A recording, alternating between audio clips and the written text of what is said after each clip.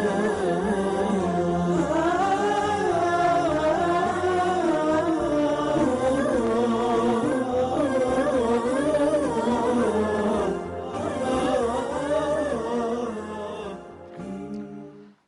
لله ناصر السنة والإسلام والدين بأهل السنة، وصلى الله وسلم على نبينا محمد وعلى آله وصحبه وسلم. حياكم الله أعزائي المشاهدين مع حلقة جديدة من دعاة على أبواب. ما زلنا مع ضلالات الخميني، هذا الرجل الهندي اللي قلنا أنه هو اسمه أحمد ابن مصطفى ابن أحمد، ويسميه رافضة روح الله وبيسموه آية الله الخميني الهندي.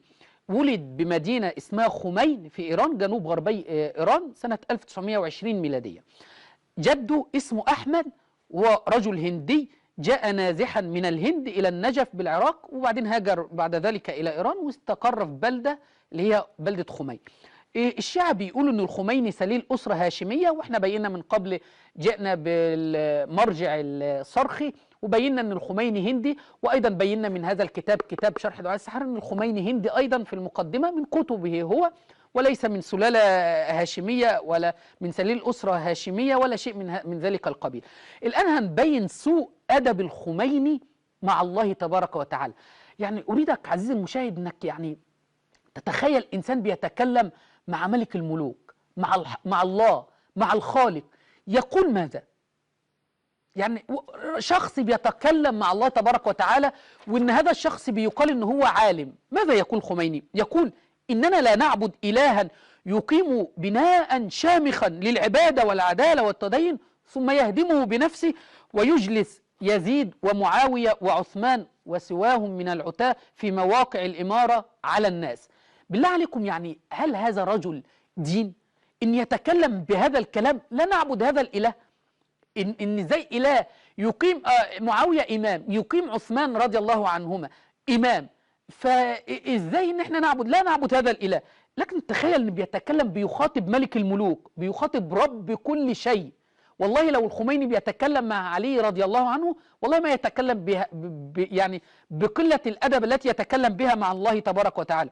يعني هذا انصرف التقديس والتنزيه من قلوب هؤلاء لتعظيمهم الشرك. هذا الخميني اللي قال في كتاب كشف الأسرار: ولهذا لو طلب أحد حاجته من الحجر والمدر لا يكون شرك. لو واحد طلب حاجته من الحجر هذا ليس شرك. أيضا الخميني بيعتقد بألوهية فاطمة. ماذا قال عن فاطمة؟ الخميني قال إنها لم تكن امرأة عادية، بل هي كائن ملكوتي تجلى في الوجود بصورة إنسان، بل كائن إلهي. ماذا يقول عن فاطمة رضي الله عنها؟ بل كائن إلهي جبروتي ظهر على صورة امرأة. ده إله بس ظهر على صورة امرأة. ممكن واحد شيء يجي يقول لي الآن لا إحنا لا نعتقد بهذا الكلام، ولم يقل أحد من مراجعنا ولا من المعممين بهذا الكلام. هيا بنا نشاهد هذا الفيديو حتى نثبت لجميع المشاهدين أن الإمامية يعتقدون، أن الشيعة الإمامية يعتقدون أن فاطمة إله. هيا بنا نشاهد هذا الفيديو سوي. الحديث عنها سلام الله تعالى عليها ليس حديثا عن امرأة زاهدة عابدة شأنها شأن النساء أبدا، إنما الحديث عنها حديث عن وجود ملكوتي جبروتي إلهي ظهر في هذا العالم في صورة إنسان. جبروتي ملكوتي إلهي، فاطمة وحاشاها رضي الله عنها. ملكوتي جبروتي ملكوتي إلهي ظهر في صورة امرأة أو ظهر في صورة إنسان. يعني إذا كان ده ليس تأليه لفاطمة فما هو التأليه؟ إذا كان هذا يا شيعي يا من تسمعني، أسأل الله أن يشرح قلوب عوام الشيعة من هؤلاء المعممين اللي هم دعاء على أبواب جهنم، ينادونكم على أبواب جهنم يا شيعة، على أبواب جهنم هؤلاء ينادونكم. نحن نقول لك الآن يقول إن فاطمة إله كما قال سيده الخميني من قبل، وأنت ما زلت يعني تجلس في الحسينية وتسمع هذا الكلام وتقول اللهم صل على محمد وآل محمد. يعني هذا ليس يعني وقت الصلاة على النبي صلى الله عليه وسلم. أنت تقول له من أين لك هذا؟ هل قال الله تبارك وتعالى في كتابه إن فاطمة كائن إلهي؟ حتى أن الخميني يقول عنها إنها المرأة التي تتحلى بجميع خصال الأنبياء. فاطمة رضي الله عنها في دين الإمامية عند الخميني تتحلى بجميع خصال الأنبياء.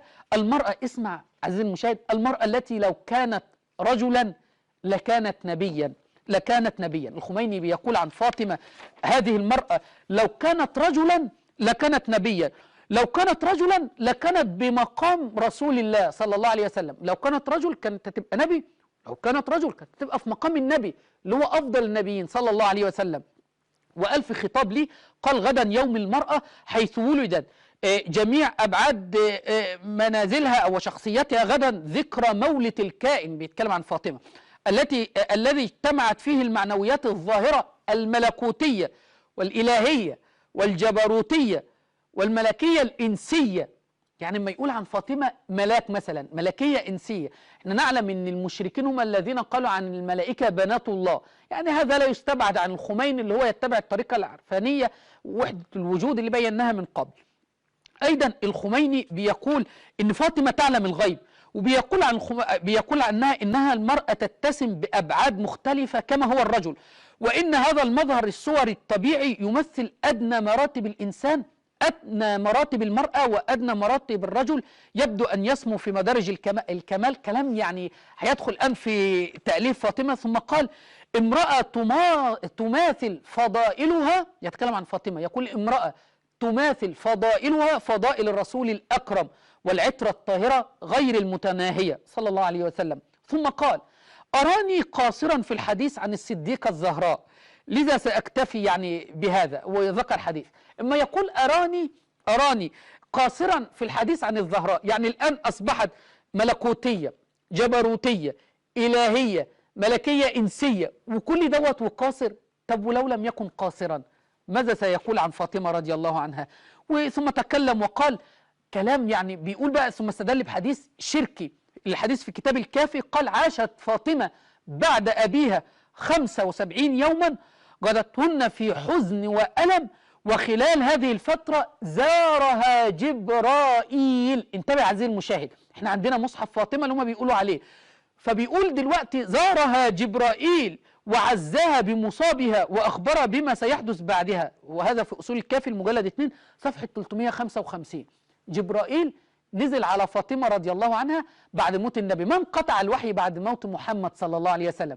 لا، الوحي في دين الإمامية بينزل على هؤلاء الأئمة وعلى بنت النبي صلى الله عليه وسلم. ويعني للمصداقية ليس الخميني فقط، يعني أنا كنت أمس في موقع الروحاني يعتقد بهذا، السيستاني يعتقد ايضا ان جبرائيل كان ينزل، اللي هو جبريل عليه السلام كان ينزل على فاطمه رضي الله عنها. فالخميني هنا بيقول ان جبريل، يقول ان جبريل كان ينزل على فاطمه بعد موت النبي، ظل 75 يوم بينزل على فاطمه ويحادثها وعلي رضي الله عنه يكتب، يحادثها وعلي رضي الله عنه يكتب حتى جمع مصحف فاطمه. اذا مصحف فاطمه منين؟ من وحي، من من جبريل.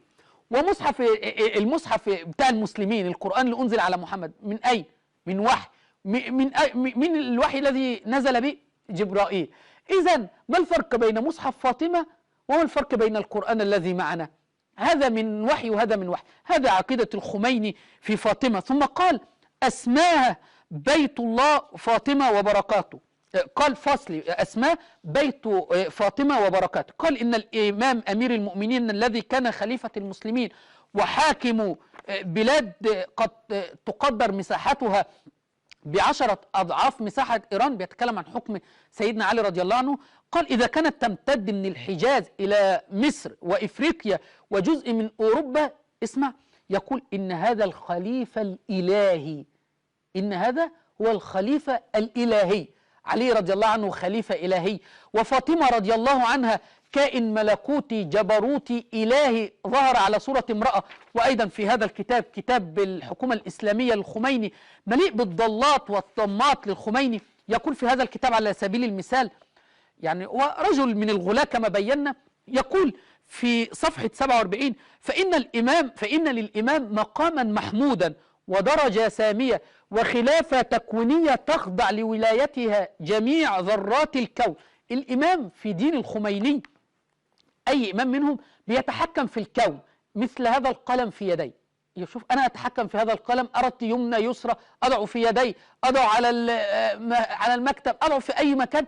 فهو بيقول معنى ده معنى الولاية التكوينية، إن لأئمتنا ولاية تكوينية تخضع لها جميع ذرات الكون. ثم قال: وإن من ضروريات مذهبنا نحن الأئمة الاثني عشر، أو نحن الشيعة الاثني عشرية، من ضرورات هذا المذهب إن لأئمتنا مقاما لا يبلغ ملك مقرب ولا نبي مرسل.